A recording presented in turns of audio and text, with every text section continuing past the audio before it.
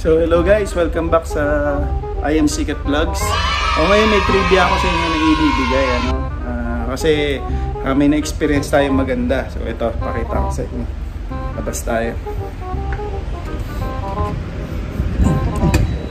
Dito, tanan tayo sa kabila. Yan. So may trivia ako ibibigay sa inyo. So sa likod natin makikita nyo, ayan, may rainbow. So, napakaganda ng rainbow, kasi kitang kita mo yung division ng colors nya.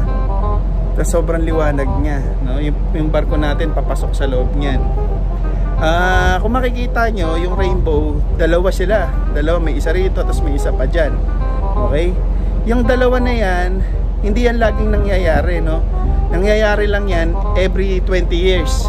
Ngayon, swerte tayo kasi ngayon yung ika-20 years niya, kaya doble yan. So hindi madalas nangyayari na dalawang patong yung rainbow, mapapansin nyo. Tapos yung mga nagsasabi na sa dulo ng rainbow, sa dulo daw ng rainbow meron daw pot of gold dyan. Hindi totoo yun, hindi ako naniniwala doon. Kasi sa dulo nyan, nung ilalim ng rainbow na yan, hindi natin makikita yan. Sobrang lalim yan. Ang mga nandyan ay mga burak. Mga burak lang ang laman yan. Hindi ako naniniwala kaya nila sisirin, lalo nasa Pacific Ocean, napakalalim yan.